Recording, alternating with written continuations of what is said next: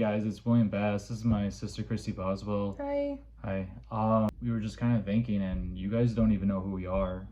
So our father unalived himself in December 6th of 2000. Hi, my name is Christy, and on December 6th of 2000, my dad unalived himself, and he took the life of another person. Her name was Katie Marie Gately. That is our mother's mom, our grandma. I woke up to a gunshot, and I freaked out. I ran down the hallway. I saw my mom freaking out, screaming. You can only imagine what it's like to see your grandmother on the floor, kitchen floor, with a gunshot wound to her face, and she's still alive. And then quickly after, like, blink of your eye, unalived himself. The effect that it had on me after was beyond words, and I will let you know about that in part 2. Just wanted to give you a account of what happened that night myself, and get to know a little bit more about me. And then with that being said, Cody can tell you his account. And so my account is, he was suffering like terribly in his heart and in his mind. So I remember waking up to a gunshot, and specifically this night I didn't have my shoes on, because priorly I would always sleep with my shoes on and never take them off, but for some reason I took them off that night. And so I run down the hall. I remember seeing my grandmother, and I remember my socks getting blood on them. But I think that was after, when the cops came. But I remember her bleeding out and reaching out to me and gasping for air. And my sister and my mom were just standing there in complete shock. And I remember tugging on my mom's pant leg, and then she started rushing to find towels, and she couldn't find towels, so she grabbed a bunch of bed sheets and tried to cover the wound up. And I just remember, for some reason, the front door just flying open, like, and he had already taken his life. It was odd. Yeah, that was odd. But I vividly remember that. And I remember my mom taking my sister and I to the back room and telling us to stay there. And then I remember, what was it, like an hour later? The police showed up like 40 minutes later. Yeah. And the look on their faces when they tried to pull us out from the back room, they were in shock too, because they didn't realize I didn't have shoes on, and I think that's when I got the blood on them. Yeah. Right, and it's back then, 2000, it was very rare. You're talking a town of 1,700 people, not even 1,700 people, like 500 people. Yeah. And so, that's just really not what you hear every day, and so that it was a shock to a lot of people in the community too. But with that being said, the community did gather around us, and I want to thank them for that if they do see this. So there's a man who owned a funeral home that my dad used to work on his funeral homes for him, and his name's Robert Shackelford. Yes.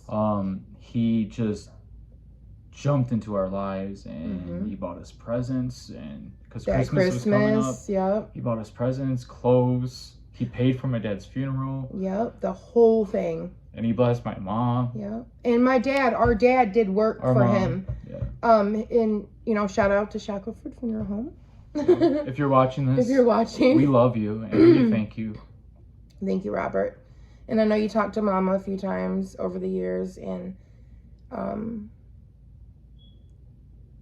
we thank you for everything you did for her in a time where she needed community and people. So we are very blessed and thankful and grateful and our gratitude is of the highest, because without Yeshua, Jesus, that's his name in the Hebrew, Yeshua, if it wasn't for Yeshua having them gather around us like they did, and there were a lot of people, and we had to do multiple funerals in the same day. So it was a lot of different things going on, but we are so grateful for you guys, for anyone and everyone that helped us during that time. It destroyed our entire family, but we're taking back what the enemy stole. And we have been for years now. Yes, and I just want you guys to know that it doesn't matter what you're going through. Yeshua is greater than everything and everyone. And don't fear, don't worry, men. Don't fear what's going on in this world, because, you know, in the Bible it says that not to fear men who can only destroy the flesh, but fear God, who can not only destroy the flesh, but also destroy the soul in hell. Yes, and amen. And it's not a salvation by fear, but it's something that we need to understand and have a reverence for the Father. And that's the beginning of a wisdom. And I just want you all to know that Yeshua saved us. We were all supposed to be gone that day. The sheriff found 3 extra bullets in his pocket, and that's a fact. Yep. And I remember Mom telling me the story, and she said she was about to go to work. Mm-hmm. It was real early in the morning, and she said before she even turned the car on, she said she heard a voice come through the speakers telling her to go back inside. She said she went back inside and didn't realize why she was there. And then she had to pee, and so she went to the bathroom, and she said that's when our dad, went to the bathroom and said, "Teresa, what are you doing here?" And she's like, I don't know, I just had to pee. And he said, "Well, I'm gonna take your mother's life." No, excuse me. He said, "I'm gonna effing take your mother's life." Yes, and you're gonna suffer with the kids. Yes, he did. And she said, Mama said, she told us, his eyes, quote unquote, his eyes were as black as a Mississippi midnight. Yeah. That's what our mama said. Yeah. And I just want you guys to know is that if you've heard Yeshua's name, Jesus, if it's ever been offered to you, please consider with all reverence, because we don't have much time left, and I want to see everyone in heaven. We love you guys, and this is our testimony. And I mean, is there anything else you want to say? Nope, part 2. All right, we love y'all, and Yeshua's king. Yeshua's king. And remember, he loves you very much.